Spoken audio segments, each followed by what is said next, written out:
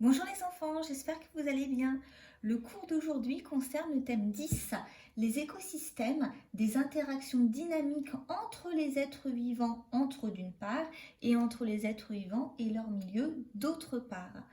Nous allons commencer avec le chapitre 1 vers une définition de l'écosystème et la problématique comment caractériser un écosystème à partir de l'exemple de l'écosystème forestier. Nous allons nous intéresser à l'activité 1 que j'ai nommée observation directe sur le terrain, puisque l'idée était ici de pouvoir faire une sortie dans la forêt tempérée en Sologne qui est indiquée prise en photo. On voit qu'au sein de cette forêt, on a deux zones qui sont différenciées avec une zone de sous-bois dense, c'est-à-dire que la canopée, qui est une zone d'une forêt qui correspond à la cime des grands arbres, est plus fournie, donc on a beaucoup de grands arbres et la lumière y pénètre uniquement au niveau des trouées, et du coup les trouées, ce sont des zones où la canopée est interrompue suite à la mort d'un arbre, par exemple. Donc ce qui fait qu'on a une luminosité plus importante à ce niveau. Donc on voit que au sein d'un même écosystème forestier, on a en fonction des lieux et des luminosités par exemple qui va varier. Peut-être que cette luminosité va faire qu'au sein même d'un écosystème, on a quelques petites variations.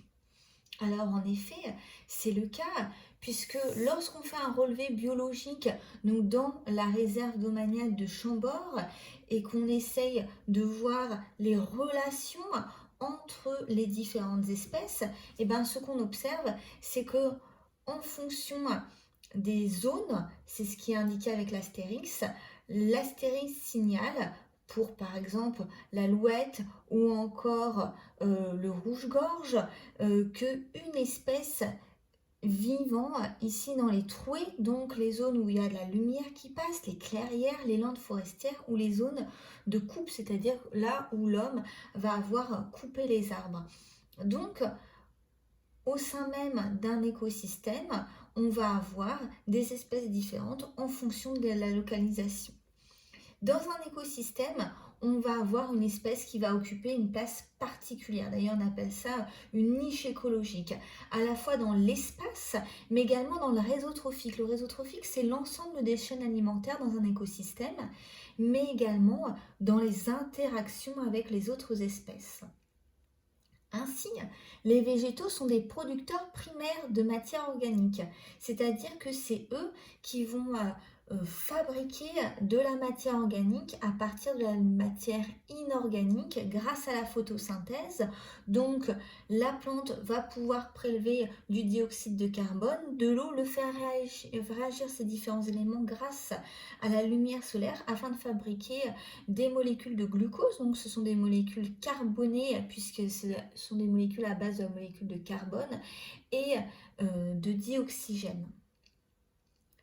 On a donc des végétaux, mais également des animaux étant des producteurs secondaires, c'est-à-dire que parmi ces producteurs secondaires, on a les consommateurs primaires, ceux qui vont consommer directement les végétaux, mais également les consommateurs secondaires qui vont consommer les consommateurs primaires, les consommateurs tertiaires qui vont consommer les consommateurs secondaires. Je pense que vous avez compris le principe. Donc, l'ensemble des espèces sont reliées entre elles, notamment grâce au réseau trophique. On a caractérisé de manière horizontale un écosystème, mais on peut également le caractériser de manière verticale, comme on va le voir ici. Au sein des écosystèmes forestiers, on observe une organisation particulière de la vigne. Les végétaux se répartissent en 5 strates qui créent des habitats pour une faune variée. Alors, le mot strate, vous le connaissez, lorsqu'on regarde un affleurement de roches, les strates correspondent à des roches qui sont datées à peu près de la même époque. Bon. Ici, on a la strate arborescente avec les grands arbres, la plupart des oiseaux, quelques petits mammifères. La strate arbustive avec de jeunes arbres, des arbustes, de renards, sangliers. La strate herbacée, ici, avec des fougères, des jeunes pousses et également les insectes qui vont peut-être les consommer. La strate mucinale avec les mousses et les champignons. Et enfin, la strate hypogée, hypo pour dessous, comme l'hypothalamus par exemple, qui est une glande du cerveau qui est vraiment en position basse. Et ben, dans cette strate hypogée, on a des champignons, des bactéries, également une microfaune du sol, c'est-à-dire de petits animaux qui vont être dans ce sol.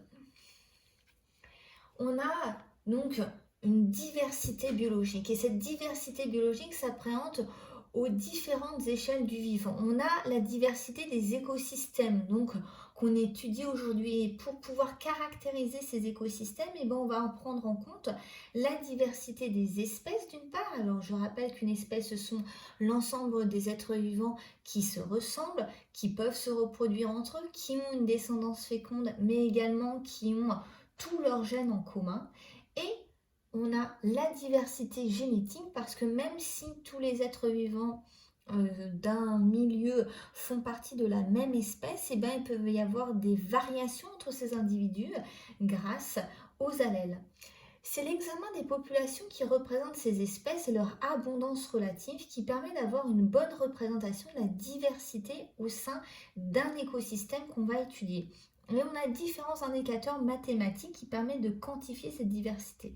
Alors ici, de manière très simple, on a 2 écosystèmes. Schéma de la diversité des espèces d'arbres d'une forêt tempérée dans un écosystème 1.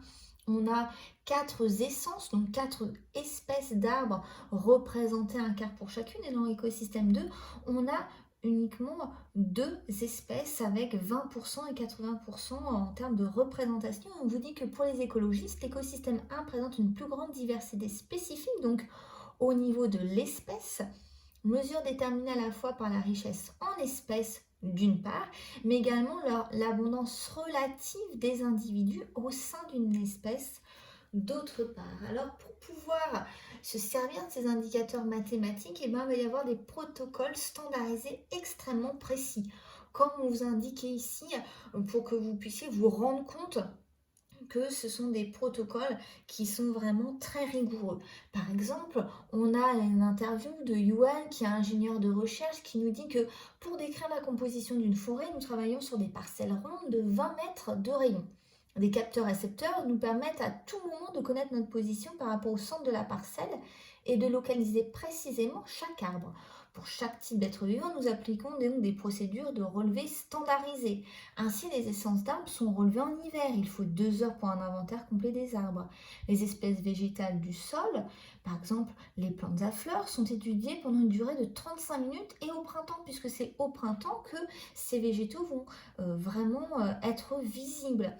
Le relevé des oiseaux se fait en 2 passages de 5 minutes, avant et après le 15 mai, celui des chauves-souris en 3 passages de 30 minutes, à différents moments de l'année. Il est fondamental de suivre ces procédures afin de pouvoir comparer nos résultats avec ceux d'autres équipes, que ce soit en France ou dans le monde. Et ces relevés, on va pouvoir par exemple les mettre dans ce type de tableau. On va relever les essences d'arbres. Donc par exemple ici, on n'en a que 2, le chêne et l'être, et l'abondance relative, c'est-à-dire que ça correspond au nombre d'individus. On a les plantes à fleurs, donc 20 plantes à fleurs différentes. Ici, on vous en a mis que 4 pour ne pas alourdir le tableau. Et on vous dit que c'est ici la valeur en fonction du pourcentage de recouvrement du sol. Pour les animaux, on a une observation au cours des passages, ce qui va nous permettre de pouvoir avoir des indications sur les animaux d'un milieu. Donc voilà ici ce qu'on pouvait dire sur comment caractériser un écosystème. Par contre, nous n'avons pas fini puisqu'on peut se poser la question en fonction de quels paramètres les espèces se répartissent-elles dans un milieu. Donc, nous retrouvons la photo du début et ici, on vous a mis plusieurs indications. En fonction de la zone de trouée, ici, ou une zone de sous-bois dense, là, on va faire des mesures. Et ces mesures, on va voir les valeurs vont être différentes en fonction de nos 2 zones étudiées, comme par exemple la température, le nombre de jours de gel, la pluviométrie, ou encore l'hygrométrie qui est le degré d'humidité de l'atmosphère, la luminosité, le pH du sol, etc. Et ces mesures, on les a faites pendant 15 ans pour pouvoir avoir des bases solides de comparaison. Donc ici, on a un ensemble non exhaustif, puisqu'on va pouvoir le compléter après, un ensemble de paramètres physico-chimiques d'un milieu donc qu'on va qualifier de facteurs abiotiques. Biotique, c'est vivant, et abiotique, A est un préfixe privatif, donc ça veut dire des facteurs non vivants.